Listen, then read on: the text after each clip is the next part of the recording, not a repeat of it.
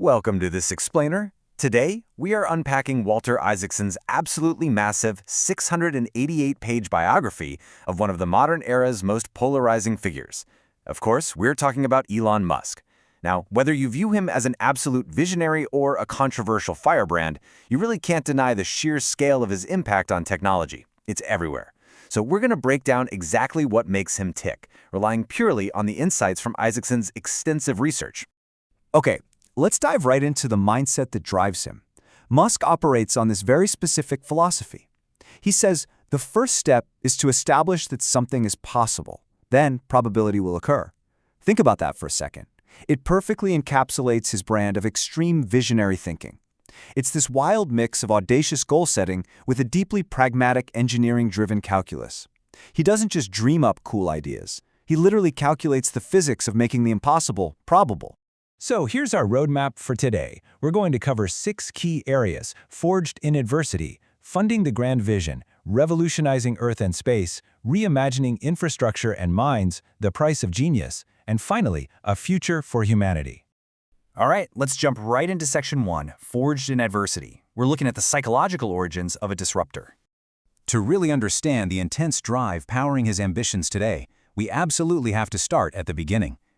Growing up in South Africa, Musk endured severe bullying at school, and he survived this notoriously harsh wilderness camp. But at home, the environment was honestly just as bleak, marked by deep emotional abuse from his father. To escape it all, he found solace, and essentially a grand blueprint for the future, in science fiction. He's actually noted that he was largely raised by these books, learning extreme self-reliance along the way. And this brings us to a critical realization. That intense childhood adversity instilled an incredibly high pain threshold, which led to a degree of emotional shutoff and highly risk-seeking behavior. You can kind of think of this emotional shutoff as psychological armor. It's the exact armor he used to take massive, unprecedented financial and engineering risks later in life. He learned really early on to completely detach fear from action. Moving right along to Section 2, funding the grand vision, or turning code into capital. So you might be wondering, how did he actually acquire the cash to make his sci-fi dreams a reality? Well, he built an early track record as a multi-industry innovator. At just 12 years old, 12, he created and sold a video game called Blastar. After studying physics and economics at Penn, he dove headfirst into the late 90s internet boom. He co-founded a web software company called Zip2, sold it, and then immediately rolled those funds into co-founding X.com in 1999, which was an absolute pioneer in online payments. And that relentless journey leads us to this staggering number, $180 million. That was his personal payout when X.com, which you probably know better as PayPal, was sold to eBay in 2002. Now, most people would take that money and retire comfortably on a beach somewhere, right? Not him. Instead, Musk took this massive war chest and decided to throw it at some of the hardest engineering problems on the planet. Which takes us right into Section 3, Revolutionizing Earth and Space, pushing industries to the brink. Armed with his newfound capital, he targeted 2 historically stagnant industries, starting with aerospace. When he founded SpaceX in 2002, the goal wasn't just to launch a few satellites. No, it was about ending U.S. reliance on Russian spacecraft and, ultimately, colonizing Mars. The master plan was meticulously methodical. Step 1, drastically reduce launch costs. Step 2, develop reusable rockets, like the self-landing Falcon 9 we've all seen videos of. Step 3, build the fully reusable interplanetary Starship. And Step 4, establish a self-sustaining city on Mars. He summed up this grand existential ambition with a touch of his signature dark humor, saying, "I would like to die on Mars, just not on impact." It's a funny line, but don't let it fool you. It underscores a dead serious, lifelong commitment to making humanity multiplanetary. Meanwhile, back on Earth, he took a similarly disruptive approach to sustainable energy. Tesla wasn't just about building cars, you know? It was about forcing an entire legacy industry to shift through total vertical integration. They didn't just make electric vehicles. They integrated SolarCity panels for energy generation and Powerwall batteries for storage.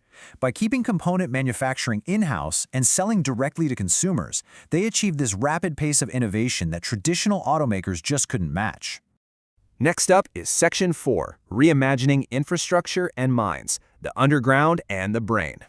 Beyond Earth and space, his ventures actually target the very infrastructure of our cities. He's got this penchant for looking at frustrating everyday problems like being stuck in soul-crushing traffic and proposing wildly unconventional engineering solutions. The Boring Company aims to solve urban gridlock with high-speed underground tunnel networks, while his Hyperloop concept inspired researchers all over the world to develop high-speed transport in low-pressure tubes. But honestly, perhaps the most fascinating duality of his entire career involves our own biology. On one hand, he founded Neuralink, pushing the absolute boundaries of brain-computer interfaces to treat neurological conditions and eventually achieve a sort of symbiosis between human consciousness and AI. Yet at the exact same time, he is one of the loudest voices warning that unregulated artificial intelligence is humanity's biggest existential threat. He is essentially racing to upgrade the human brain so we can compete with the very technology he fears. It's wild. This leads us straight into our fifth section, the price of genius, the messy reality of extreme leadership. Creating this level of global disruption comes with a really profound human cost. Musk is incredibly blunt about his methods. He says, "I don't create companies for the sake of creating companies, but to get things done." He manages with a culture of extreme urgency and, frankly, intense micromanagement. He demands the exact same relentless, grueling hours from his employees that he puts in himself on the factory floor. This leadership style is the ultimate double-edged sword. On the plus side, this sheer intensity accelerates innovation. It's literally the reason his company survived massive hurdles, like the 3 initial SpaceX launch failures that nearly bankrupted him. It also forces him to rely on crucial operators, like SpaceX President Gwynne Shotwell, who expertly balance business reality against his engineering tunnel vision. But the drawbacks? They are severe. Incredibly high employee turnover, frequent accusations of unrealistic expectations, and a pressure cooker environment that regularly spills over into public disputes. His relentless pursuit of perfection has nearly broken him and his teams on multiple occasions. And that intensity? It doesn't just clock out at 5 p.m. Balancing these groundbreaking companies with intense global scrutiny reveals a deeply complex, often chaotic personal life, marked by highly impulsive decisions. He's been through multiple marriages and divorces, and is a father to several children. Publicly, he maintains his highly unfiltered persona on social media, constantly battling in the digital arena with his most devoted fans and his harshest critics alike. Let's move to our final section, number 6, a future for humanity.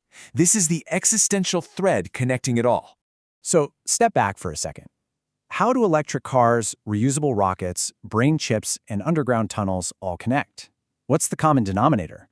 It actually boils down to a single underlying philosophy: mitigating climate change and making humanity multiplanetary.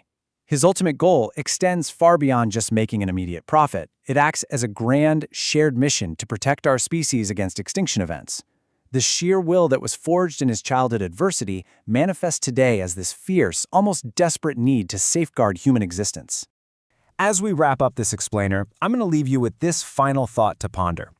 Decades from now, will history remember him for the controversies and the chaos he sparked, or will he be remembered for ensuring the long-term survival of human consciousness? It's a massive question about the ultimate legacy of a true global disruptor. Thank you so much for joining me to explore the mechanics of this absolutely fascinating life. Keep learning, keep asking questions, and I'll catch you in the next explainer.